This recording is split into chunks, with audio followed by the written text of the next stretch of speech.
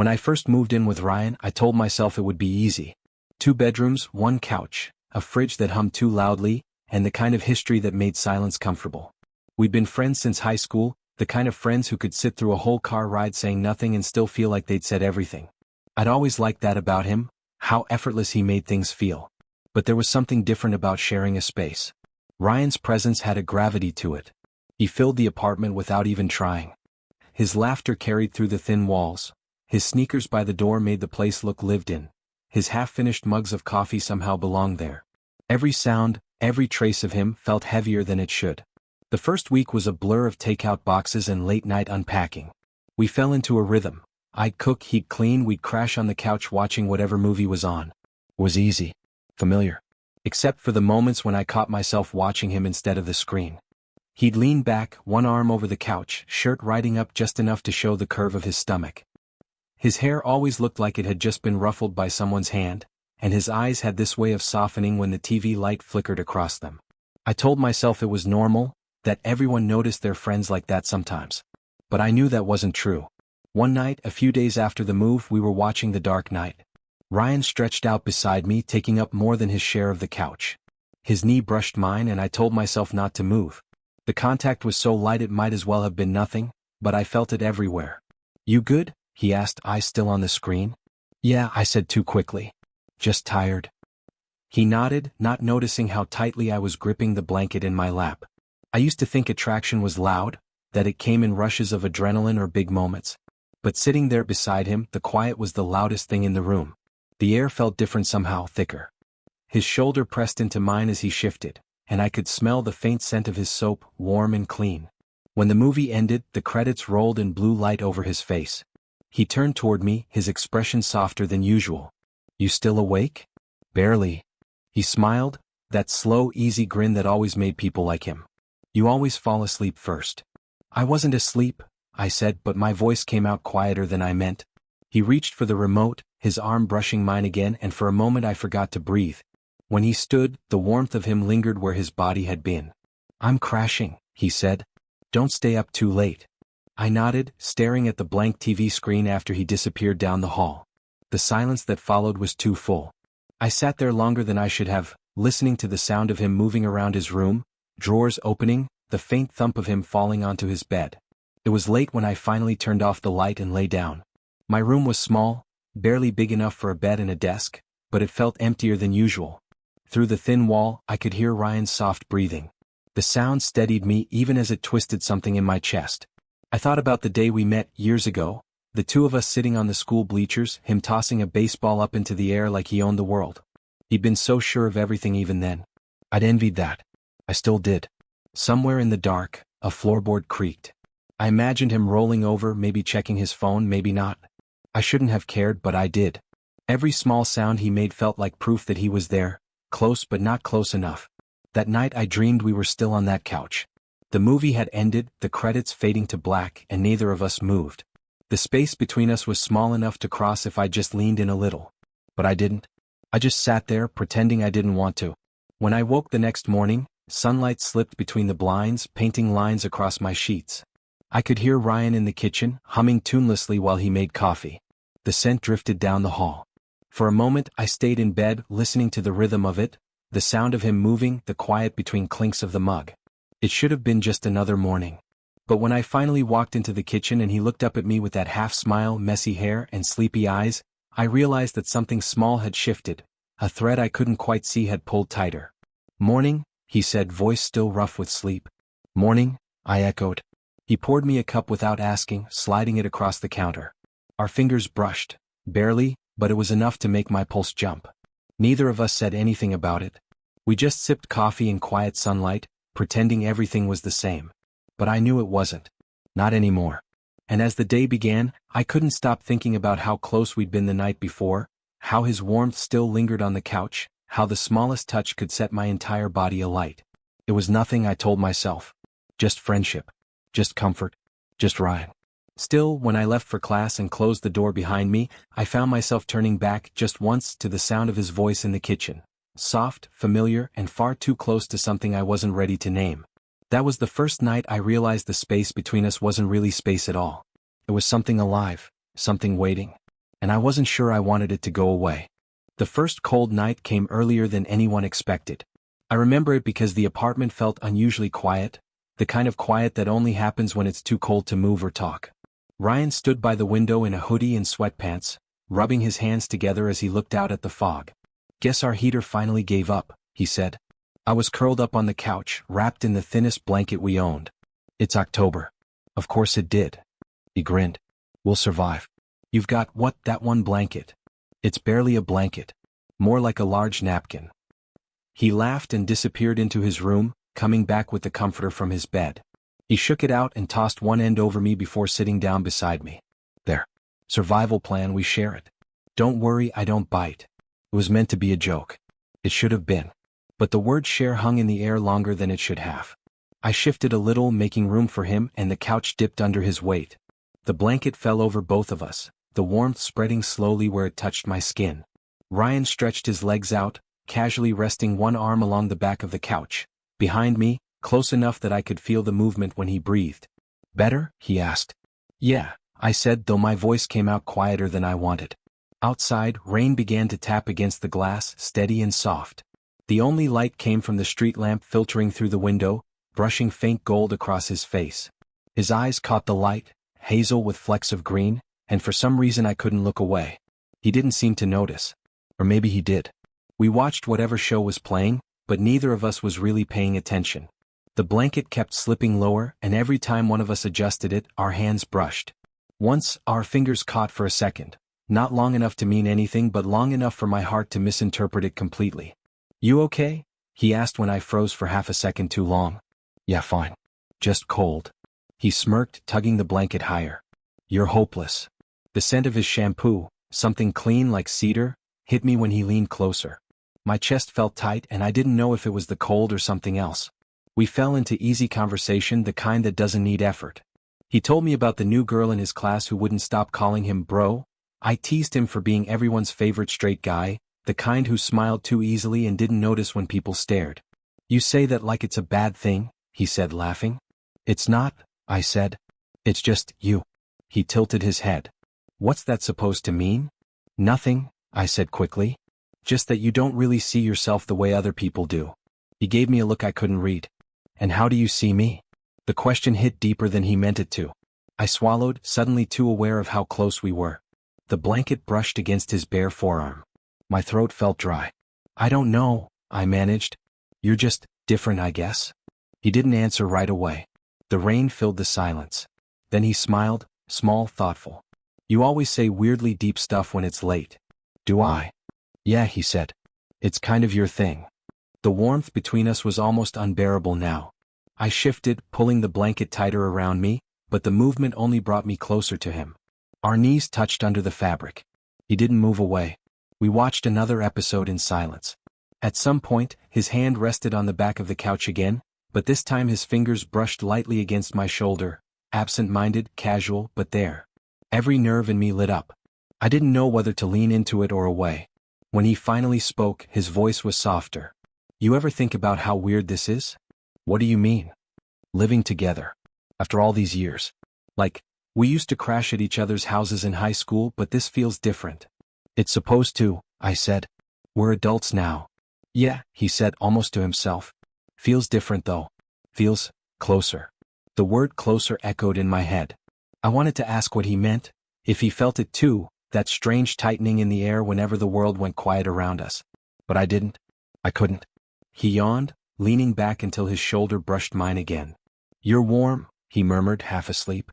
I turned my head slightly, close enough to see the faint stubble along his jaw, the way his lashes touched his skin when his eyes fluttered shut. "Ryan," I said softly. He hummed in response but didn't open his eyes.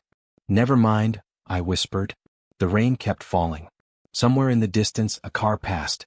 Inside, everything felt still except for the sound of our breathing, steady, in sync like the space between us had learned how to listen. I stared at the TV screen until it went dark. The reflection showed us sitting close under the same blanket, shapes blurred by shadows. It looked like something more than friendship, though neither of us had said a word to make it real. Eventually he stirred. "Night, man," he murmured, his voice low, almost drowsy. "Night." He stood, letting the blanket slide off his shoulders. The cold rushed in again the moment he walked away. I pulled it tighter around myself, trying to hold on to the warmth he'd left behind. When I finally went to bed, the scent of him still clung to the fabric, faint and familiar, like something I shouldn't miss but did anyway. I lay awake, staring at the ceiling, my thoughts looping back to that moment, the weight of his arm against mine, his voice when he said closer. He hadn't said anything more. He didn't need to. Because sometimes what he didn't say spoke louder than anything he could have. It happened a few nights later, the kind of night that didn't announce itself as important until it already was. Ryan had gone out with friends. I stayed home, grading papers and trying not to think about the way things had felt lately, the blanket, the silence, the things we didn't say. When the door finally opened sometime after midnight, I looked up from the couch to see him standing there, hair damp from the mist, cheeks flushed from the cold. "Hey," he said, voice low. "You're still up?" "Couldn't sleep," I said. He smiled faintly. "Same." He dropped his keys into the bowl by the door and collapsed onto the couch beside me with a sigh, his body heavy with exhaustion. His hoodie was unzipped halfway, the edge of a white t-shirt peeking through. He smelled like rain and something faintly sweet, maybe the cheap cologne he used to impress no one in particular. "Long night?" I asked. He nodded, rubbing his eyes. "Yeah. Everyone was drunk by 9. I ended up walking home." "From downtown?" "Yeah," he said with a small grin. "Don't look at me like that. It's not far." I handed him the glass of water on the table. "You're an idiot." "Probably." He drank it in one go, leaning his head back against the couch. His eyes fluttered shut. For a while we sat like that, the room quiet except for the hum of the refrigerator and the faint ticking of the wall clock. "You should sleep," I said softly. He mumbled something I couldn't catch. "Ryan." No answer. When I looked over, his breathing had slowed. He'd fallen asleep sitting upright, his head tilted slightly toward me. His hoodie had slipped off one shoulder, exposing a bare patch of skin that caught the light. I hesitated, watching him, the gentle rise and fall of his chest, the way his lips parted slightly as he exhaled. It felt wrong to stare. But I could not. After a minute, I stood to grab a blanket from the armchair. It was the same one from that cold night, the one we'd shared. I draped it over him carefully, trying not to wake him. And then it happened. As I started to pull my hand back, his fingers caught my wrist. It wasn't a firm grip, just enough to stop me. His thumb brushed over the inside of my wrist, slow, almost unconscious. My heart stopped. The warmth of his skin bled into mine, soft and deliberate. He whispered something then, barely audible. "My name. Eli." I froze. Completely. For a second I thought I imagined it, that my mind had conjured it from exhaustion and longing. But then he whispered again, quieter this time, like a secret escaping in sleep. "Don't go." The words hit me harder than they should have. I stood there, breath caught, watching his face. His expression didn't change, his eyes still closed, but his fingers didn't let go. The room seemed to shrink around us, every sound swallowed by the space between his heartbeat and mine. I could feel it, the pulse in his thumb where it touched my skin. Slowly, I sank down to the edge of the couch beside him, careful not to break whatever fragile thing was happening. His hand loosened, sliding down until our fingers barely touched. The blanket shifted with his breathing. I watched him for a long time, wondering what he was dreaming about, if I was just another name in the dark or something else entirely. Eventually, I eased my hand free. The loss of contact felt like air rushing out of a room. I stood, heart pounding, and stared down at him. He looked peaceful, untroubled. I wanted to ask him in the morning what he meant, why he said my name like that. But even as the thought formed, I knew I wouldn't. I turned off the lamp and went to my room, the image of his sleeping face following me like a ghost. Lying in bed, I could still feel the warmth of his touch against my wrist, a phantom heat I couldn't shake. For a while, I tried to convince myself it didn't mean anything. People talk in their sleep, right? People reach out. But something in the way he said it, the softness, the weight, told me it wasn't just sleep talking. I closed my eyes and saw him again, sitting in the same spot weeks ago, saying, "We can share the blanket." I hadn't known then how much that single sentence would echo. When morning came, the smell of coffee drifted through the air again. I found him in the kitchen, hair a mess, hoodie still half-zipped. He looked up at me with an easy smile. "Morning," he said. "You crashed on the couch?" "No," I lied. "I went to bed." He poured me a cup of coffee, sliding it across the counter like nothing had happened.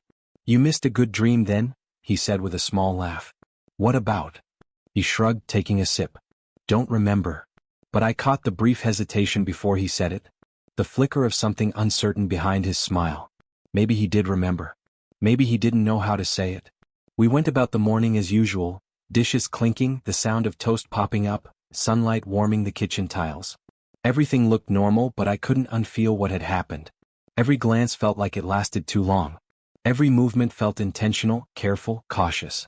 At one point he brushed past me to grab something from the counter. His hand grazed my back, barely a touch, but it felt like the same electricity from the night before. "Sorry," he said quickly. "It's fine," I said. But my voice betrayed me. He didn't comment on it.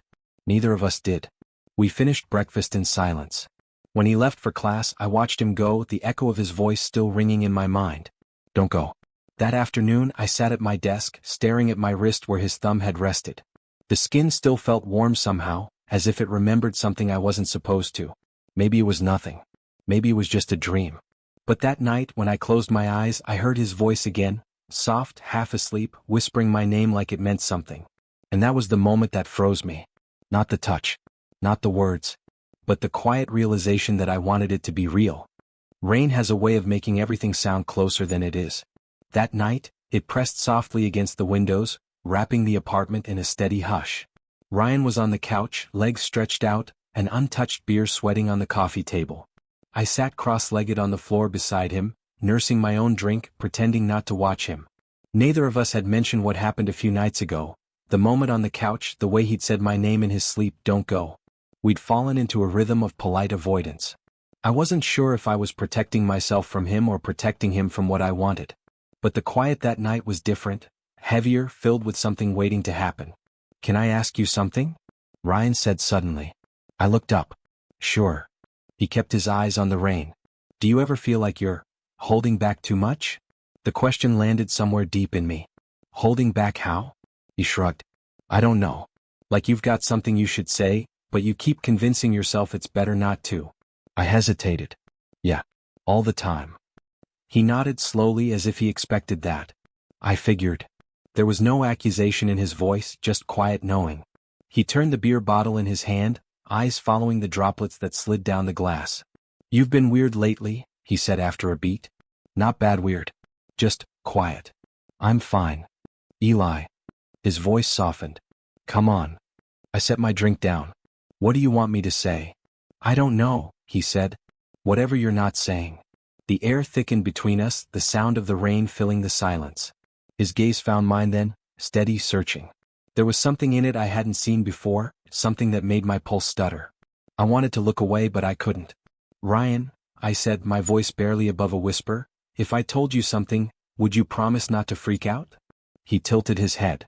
"Depends on what it is." "I'm serious." "So am I." I exhaled slowly, my hands shaking a little. "It's about the other night. I stopped. When you said my name." He froze, the bottle halfway to his lips. "I did." "Yeah," I said quietly. "You were asleep. You grabbed my wrist. You said, 'Don't go.'" He blinked. "What? Twice?" "I did," he repeated like he didn't trust his own memory. "Yeah." He leaned back, staring at the ceiling, a half smile tugging at his mouth, the kind that didn't reach his eyes. "Guess I talk in my sleep." "It didn't sound like that," I said. He glanced at me again, and for a heartbeat, everything inside me went still. His expression softened, and I realized he wasn't smiling anymore. "What did it sound like then?" "Like you meant it." The silence that followed was unbearable. My chest felt too tight, my pulse too loud. He didn't speak. Neither did I. Then he set his drink down, leaned forward, elbows on his knees. "Eli," he said slowly, "what are we doing?" I laughed nervously. "I don't know what you mean." "Yeah, you do." The words hit like a stone dropped into water, simple but impossible to ignore. "I don't want to say the wrong thing," I admitted. "I don't even know what the right thing is." Ryan ran a hand through his hair, letting out a breath that sounded like frustration and relief all at once. "You're not the only one who's been confused lately," he said quietly. "I keep thinking about stuff I shouldn't think about." "Like what?" He hesitated. "Like how weird it is that I can't stop replaying that night on the couch. Or how I keep remembering the way you looked at me when I said we could share the blanket." My breath caught. "You noticed?" He smiled faintly, eyes flicking up to mine. "Yeah. I notice more than you think." The sound of rain filled the space between us again, gentle, insistent. He leaned back against the couch, his gaze never leaving mine. "I don't know what this is," he said. "I don't even know if I should say it." "Say it anyway." He studied me for a long moment, then spoke, voice quiet and raw. "What if I said I've thought about what it'd be like if things were different? If I wasn't who everyone thinks I am?" My throat tightened. "You mean?" He cut me off with a shake of his head. "I don't know what I mean. I just know that when you look at me like that, it messes with me." "Like what?" "Like I'm something more than your friend." The words hung there trembling. I felt them sink into the room, into me. "And what if you are?" I said before I could stop myself. His eyes flickered. Surprise, confusion, fear, something else. The kind of look that said I've been trying not to think that too. "Eli," he started, voice breaking slightly. "What if I said yes?" I interrupted. "What if I said I feel the same thing even if I don't know what to call it?" The confession left my mouth before I could take it back. It wasn't loud or dramatic, it was just true. He went still. I could see the pulse in his neck, the rise and fall of his chest. His hand tightened on his knee, then loosened again. He didn't answer right away. Instead he leaned forward, slow, careful, as if testing gravity. His voice dropped low. "You really mean that?" I nodded, unable to speak. For a long moment he just looked at me, eyes darting between mine like he was reading something written there. Then he reached out, almost hesitantly, and touched my jaw with the back of his fingers. The touch was light, careful, but it burned straight through me. "I've never done this before," he whispered. "Neither have I said.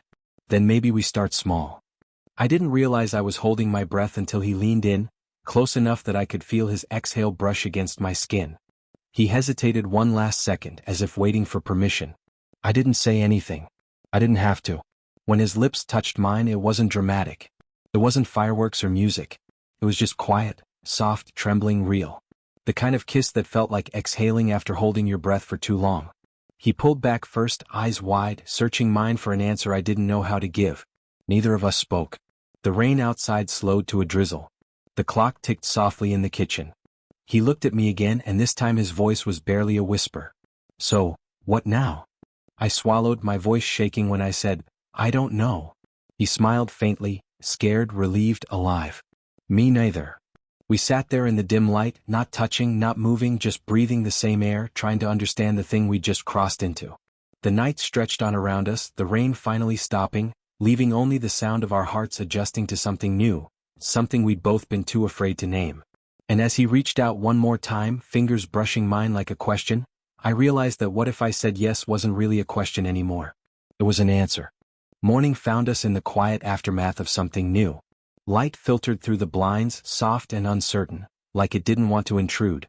Ryan was already awake, sitting at the edge of the couch with his elbows on his knees, staring at nothing in particular.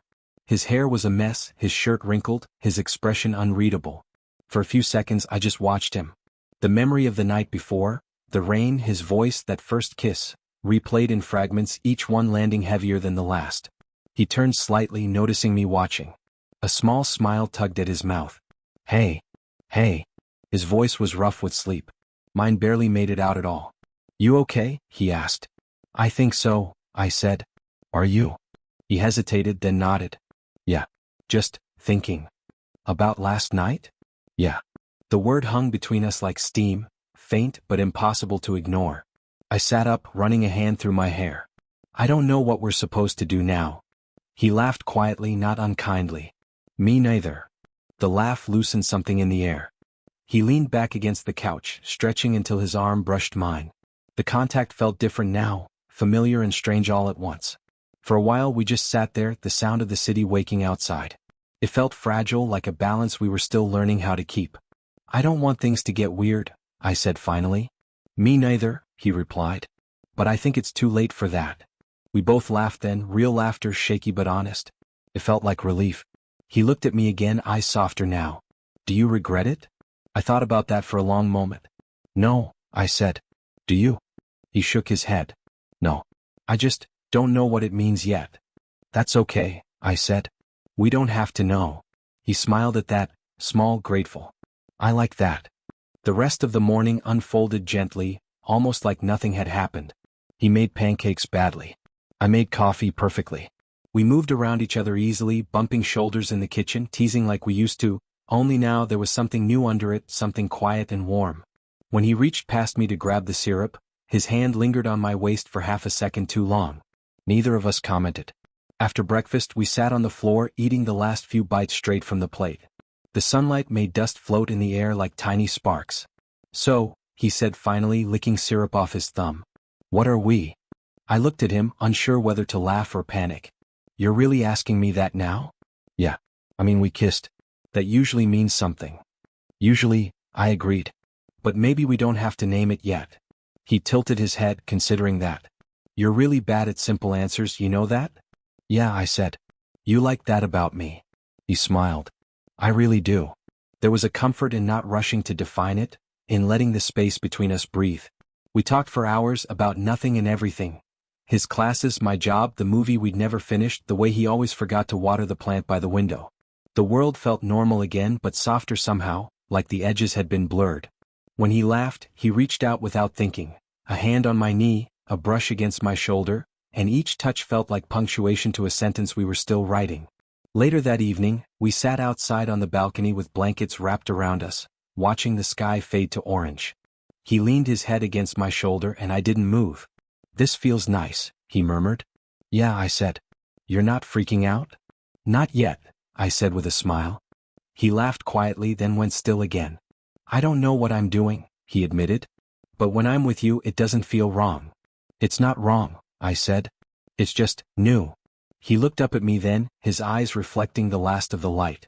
"New," he repeated. "I can live with that." We stayed out there until the stars came out, wrapped in quiet and shared warmth. There was no grand declaration, no dramatic promise, just the calm certainty that whatever this was, it was real enough for now. When we finally went inside, he brushed my hand as we passed through the doorway. It was subtle, almost shy, but it made my heart skip all the same. That night, I lay in bed listening to the faint sound of him moving around his room. The floor creaked, the faucet ran, then stopped. The apartment settled into silence. I thought about the question he'd asked earlier, "What are we?" and realized that maybe we didn't need an answer yet. Maybe the beauty of it was that we were still figuring it out, together.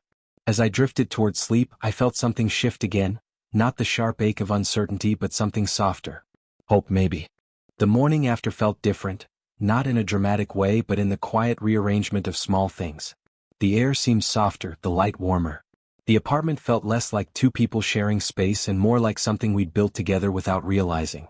I woke to the smell of coffee. Not the burnt, too strong kind Ryan usually made when he forgot to measure, but the good kind, careful, intentional. When I walked into the kitchen, he was there, standing barefoot, hair sticking up in every direction, wearing one of my hoodies. He looked up when he heard me. "Morning." "Morning," I said, voice still thick with sleep. "You're up early." He smiled. "Couldn't sleep. I figured I'd make breakfast before you woke up." "You never make breakfast." "I know." He shrugged, lifting the mug toward me. "Trying something new." I took the mug, our fingers brushing for the briefest moment. It was small, a nothing touch, but it sent a ripple through me all the same. I smiled before I could stop myself. We moved around the kitchen in easy silence, like we'd done it 100 times before. But every movement felt loaded now. Every time our eyes met, I felt that unspoken thing hovering, not heavy, just present. He was making scrambled eggs. Badly. "You're supposed to stir them slower," I said, leaning against the counter. "Says the guy who burned pasta twice last week." "That was a one-time." He shot me a look. "Twice, Eli." I laughed. "Fine. Fair." He grinned, and it hit me again how easy this was, how normal it felt to tease, to smile, to be close without overthinking it. When the food was done, we sat by the window. The morning light spilled across his face, softening everything. He had that half-awake squint, the one I'd seen 1,000 times before but now couldn't look at the same way. "So," he said between bites. "Last night, or I guess, everything, still good?" I looked up. "Still good." "Cool," he said, but there was something careful in his tone. "I just don't want you thinking I'm confused or something." "I'm not," I said. "But even if you were, that'd be okay." He nodded slowly. "I've just never felt this way before. About a guy, I mean." I didn't know what to say, so I just reached out, resting my hand on the table near his. "You don't have to label it," I said. "You just have to mean it." He looked at our hands for a moment, then turned his palm over, letting his fingers find mine. The gesture was quiet, instinctive, the kind that doesn't need permission.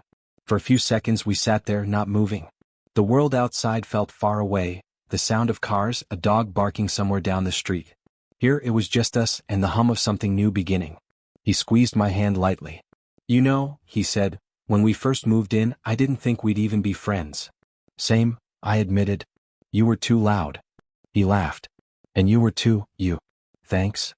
I mean that in a good way." We fell into an easy rhythm again, laughter, small talk, the scrape of forks against plates. But underneath it all was a quiet certainty, a kind of calm that felt like trust. After breakfast we cleaned up together.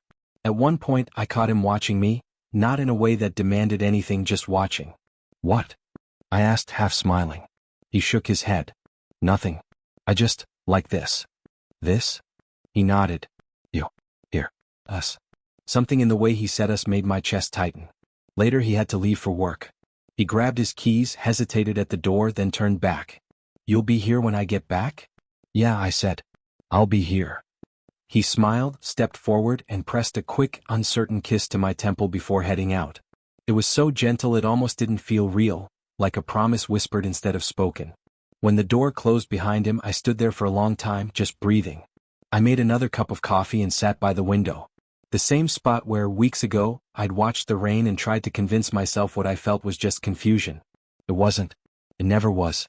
The city moved outside. Buses, footsteps, the everyday rhythm of people who'd never know what happened in this small apartment. And maybe that was okay. Maybe this was ours to protect, to build slowly, quietly, honestly. When Ryan came back that evening, he looked tired but lighter somehow. He dropped his bag, kicked off his shoes, and flopped onto the couch beside me. "Long day?" I asked. "Yeah," he said. "Better now, though."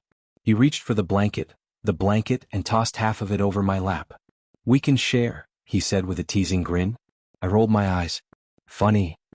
He leaned his head on my shoulder, his voice dropping to a soft murmur. "No, I mean it. I like sharing with you." The room went quiet again, that same familiar silence, only this time it wasn't tense. It was home. I didn't say anything. I just rested my head against his. The night stretched ahead, calm and endless. Outside, the world kept moving, but in that small room, everything felt still, not frozen like before, but finally beautifully real. For the first time in a long time, I wasn't afraid of what came next. I didn't need to know the future. I just knew this. Something real had begun.